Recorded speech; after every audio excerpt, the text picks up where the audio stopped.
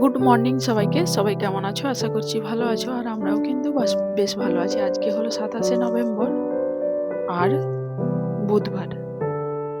সকালবেলা ঘুম থেকে উঠে আমার এই ছোট্ট বাগানটাতে চলে আসি। তারপরে বাড়ির কাজকর্মতে হাত দিয়ে এখানে দেখো ঘুম থেকে উঠে পড়েছি। উঠে বাগানে চলে গিয়েছিলাম। ওখান থেকে এসে বিছানাটা টান করে পরিষ্কার করে গুছিয়ে রেখে এবার ঘরটা ঝাড় দিয়ে দিচ্ছি। কারণ সকালবেলাতেই ঘর ঝাড় দেওয়া সমস্ত কিছু যদি পরিষ্কার থাকে দেখবে মনটাও কিন্তু বেশ ভালো লাগে। সেই কারণে ঝাড় দিয়ে নিয়েছি। আর এখানে খাটের উপর বলতে পারো সব বই ছিটানো হয়ে আছে। আর ওইগুলোকেও পরিষ্কার করে নেবো আর সামনেটাও পরিষ্কার করে নেবো। কি বলতো, প্রত্যেকটা বাড়ির বউদের সেই সকাল থেকে রাত 10টা পর্যন্ত ডেলি রুটিন এরকম চলতেই থাকে। মাঝে মধ্যে মনে হয় যে রুটিনটা যদি আলাদা হতো ভালো হতো, কিন্তু তা তো সম্ভব না। কারণ সংসার হচ্ছে মেয়েদের কাছে একটা অন্যরকম। কারণ সংসারে সমস্ত কিছুটাই মেয়েদের কিন্তু ভালো লাগা বা ভালোবাসা বা অনেক ভক্তি শ্রদ্ধা দিয়ে সমস্ত কিছু করে। সেই কারণে আমার কিন্তু সমস্ত কাজ কিন্তু গুছিয়ে ভালো করে করতে বেশ ভালো লাগে। তারপরে তো এখানে দেখো ঝাড় দিয়ে নিচ্ছি সামনেটা। কারণ এই সামনেটা যতটা পরিষ্কার থাকে, কারণ অনেকে আসা যাওয়া হয়, সেই কারণেই সব সময় পরিষ্কার করে রাখবার চেষ্টা করি। তারপরে এই যে বই খাতাগুলো, কারণ এই জায়গাটাতে আমাদের বই খাতা সবসময় এইভাবেই ছড়ানো থাকে। ছড়ানো বলতে সানার বাবা হিসাব করে, সানা পড়তে বসে, সেই কারণে এই জায়গাটা যখনই যাই আমি পরিষ্কার করে দিই। আর এই গাছ অনেকদিন, সেই কারণে গাছটাকে একটু জল দেবো, যত্ন করছি। কারণ অনেক সময় না ফাঁদ হয়ে যায়, সেই কারণে। আর এই যে সকালবেলা চুলটাকে ঝেড়ে নিয়েছি। আমি চুলটা জানো তো আবার কেটে দিয়েছি, কারণ বড় চুল আমি ঠিক রাখতে পারি না, আমার অসুবিধার কারণ হয়। তারপরে এখানে ব্রাশ করে নিচ্ছি, কারণ এখন বাজে প্রায় 7টা। মেয়ে পড়তে চলে গেছে।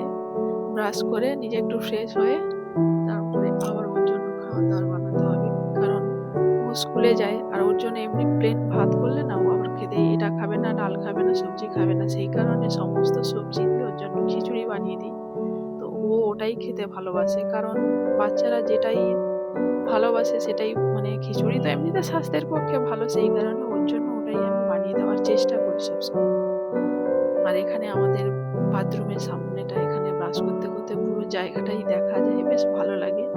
তারপরে এখানে আমাদের সংসারে যেমন প্রত্যেকটা জিনিস পরিষ্কার রাখতে হয়, সেই রকমই কিন্তু নিজেদেরও কিছুটা সময় যত্ন নিতে হয়। না হলে কি বলতো, কেমন কেমন, তারপরে বিশেষ করে শীতকাল তো পড়ে গেছে, সেই কারণে একটু স্কিন কেয়ারও করতে হয়। না হলে কিন্তু বাইরে বেরোলে নিজেকে একটা কেমন লাগার ব্যাপার থাকে। সেই কারণে আমি কিন্তু এখন একটু মানে মেনেই চলি সমস্ত কিছু, যে ঘর যত্ন রাখছি, পরিষ্কার রাখছি, কিন্তু নিজেকেও তো করতে হবে। যেটা আগে করতাম না অতটা, হচ্ছে যাচ্ছে এরকম একটা ব্যাপার। কিন্তু তাতে আমার হচ্ছে স্কিনটা অনেক খারাপ হয়ে যাচ্ছিল। তারপরে আমি স্কিনের ডাক্তার দেখিয়েছি। ডাক্তারবাবু যেমনভাবে সাজেস্ট করেছিলেন সেইভাবে সানস্ক্রিন ডেলি ইউজ করি। কারণ আমরা কোনো সময় বাড়ির বাইরে না বেরোলেও আমাদের সানস্ক্রিন বলতে পারো প্রয়োজন হয়। রান্নাঘরে যখন গ্যাসের সামনে যাচ্ছি তখন তো দরকার। তারপরে এখানে ঘরদোর ঝাড় দিয়ে নিজে একটু ফ্রেশ হয়ে ঘর ঝাড় দেওয়াও হয়ে গেছে। এবার ঘরটাকে মুছে নিচ্ছি।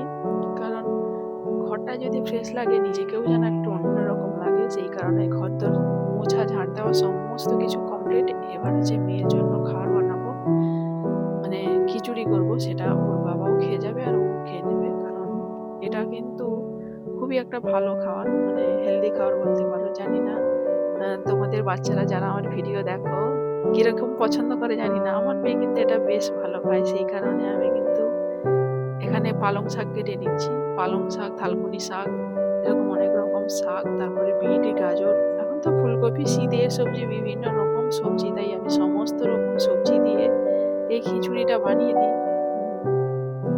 ভালোই খায়। আবার মাঝে মধ্যে আমাদেরও টিফিনে হয়ে যায়। সেই কারণে আমি সবজিগুলো এখানে কেটে নিচ্ছি। এবার ওর মধ্যে কখনো বটবটি থাকে, কখনো বিনস থাকে, এইভাবেই আমি করি। এখানে দেখো কি সমস্ত সবজি কেটে খিচুড়িটা ওখানে বসিয়ে দিয়ে আসছি। আর এখানে বাড়ির সবার জন্য আজকে হবে পালং শাকের তরকারি, তো সেই জন্য আমি শাকটাকে এখানে বেছে নিচ্ছি। আর এখানে মেয়ে মাঝে মাঝে এসে বলছে আমিও করব। বাচ্চারা যেমন করে। যাই হোক, এখানে শাক টাকগুলো বেছেও নিয়েছি, আর এখানে আমার খিচুড়িটা হয়ে গেছে, মেয়েকে খাইয়ে দিয়েছি, আর ওর বাবাও বাইরে মানে কলকাতা যাবে, সেই কারণে ওকেও খেতে দিয়ে দিয়েছি। ওরা দুজন বেরিয়ে যাওয়ার পরে তারপরে রান্না বান্নাতে আসতে পারবো, কিন্তু তার আগে আমার কিছুটা জামা কাপড় জলের মধ্যে জাঁকিয়ে রেখেছি, সেগুলোকে কেচে মিলে দেবো।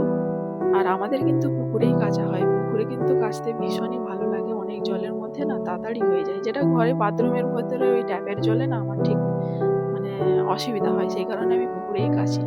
আর এখানে দেখো দুপুরে রান্না বান্নাও বসিয়ে দিয়েছি, আজকে সেরকম কিছু রান্না হবে না, শাকের তরকারি আর ডিমের ঝোল হবে, আর হবে চালতার চাটনি। রান্না বান্না প্রায় আমার কমপ্লিট। যাই হোক, ভিডিওটা এই পর্যন্ত, ফিরবো নতুন এক ভিডিও নিয়ে, ততক্ষণে সবাই ভালো থাকবে, সুস্থ থাকবে, টাটা।